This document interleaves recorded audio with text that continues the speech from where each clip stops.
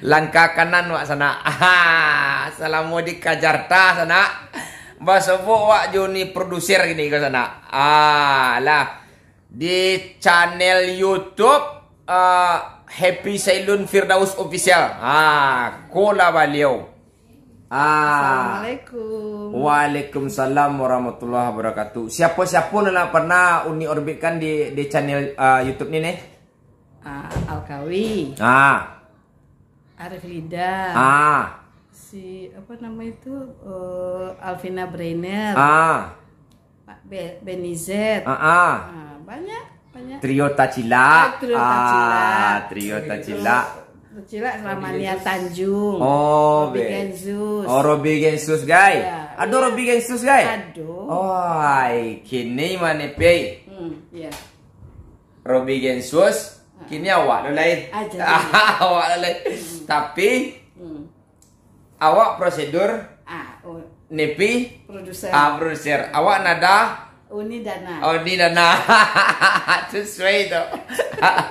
Oke sana. Jadi Nepi Sailun Firdaus Official ko sana. Leo namo leo yo gak panjang sakit mangko umur leo panjang gitu. Amin. Jadi kalau namo pendek umur pendek lo gitu. Amin. Tapi kalau panjang namo panjang umur gitu. Jadi bila proyek kau kadi lanjut ni pe. Kok bisa malam kok? Langsung malam gini sana, langsung nyebut produser sana. Jadi apa lagu untuk penjelu ye?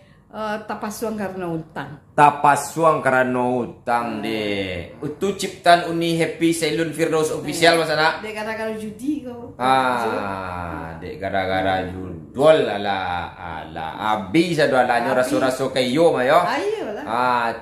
Dan kebetulan sana Delta Record. Pambek musik wak. Iya. Bang John kwa, Bang Jompi kwa. Halo Jompi. Basobo balik sama Panjul Uye di situ. Terakhir Basobo di waktu di Bukit Tinggi ya. Basobo di waktu di Bukit Tinggi. Kini Basobo di Jakarta. Kini Basobo di Kajarta. Jakarta. Kebetulan Basobo Joni produser awak. Di Happy Sailun Firdaus Official. Lebih murah menyabui Kajarta. Itu.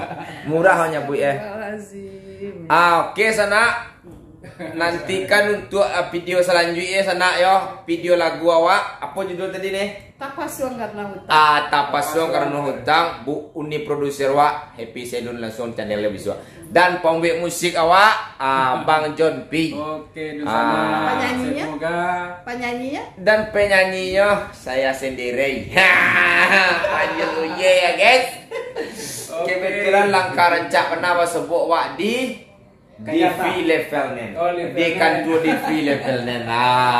Takkan tu mah. Kau berkat Bang Dafan Mulipa kau.